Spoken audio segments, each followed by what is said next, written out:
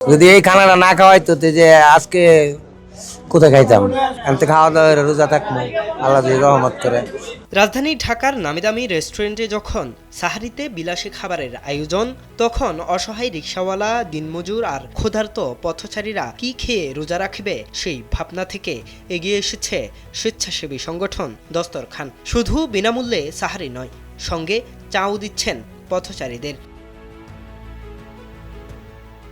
রাজধানী ঢাকার বাংলা মোটর ফ্লাইওভারের নিচে সাজানো আছে ভাত, ডাল, সবজি, মাংস আর খাবারের শেষে এক কাপ গরম চায়ের আয়োজন। কারো বাড়িতে মেহমান গেলে খাবার দাওয়ার পরে দেখা যায় একটু চায়ের ব্যবস্থা রাখে।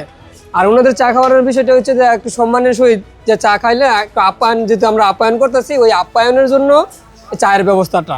জামগলিকা যে আয়োজনটা করছে খুব সৌন্দর্য বা খুব ভালো, মানুষ ঠিক আছে, পরিবেশও ঠিক আছে, খাওয়া ঠিক আছে, আলহামদুলিল্লাহ।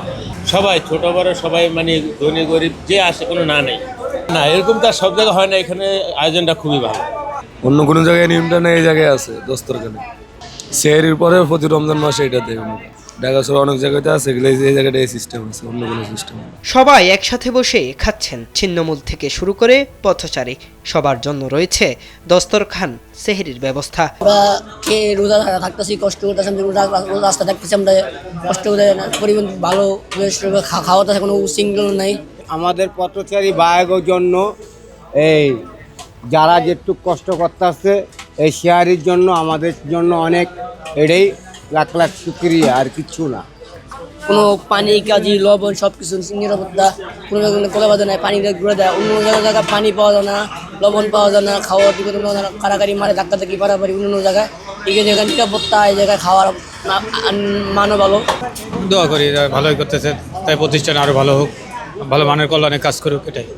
বিষয়টা অত্যন্ত ভালো এবং মহৎ একটা উদ্দেশ্য, এবং আমি মনে করি এরকম উদ্দেশ্য আরো লোকজনেরা করুক, এই উদ্যোগটা নেক।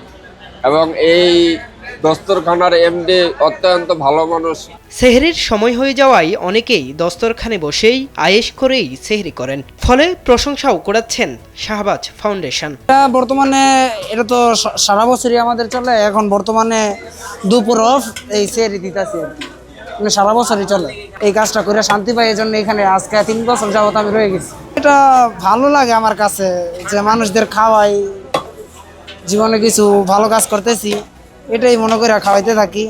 ম্যাক্সিমাম মানুষের হচ্ছে কি এই যে ইফতার নিয়ে কাজ করে, তো হচ্ছে সেহরি নিয়ে মানুষের যে যারা অভাব বন্টনে আছে, যারা পথচারী বা হচ্ছে যারা নিঃস্ব, হ্যাঁ, যাদের কোনো ঠিকানা নাই, ঠিক আছে, তাদের জন্য হচ্ছে আমরা সেহরির আয়োজনটা, ভিন্নধর্মী আয়োজনটা করছি।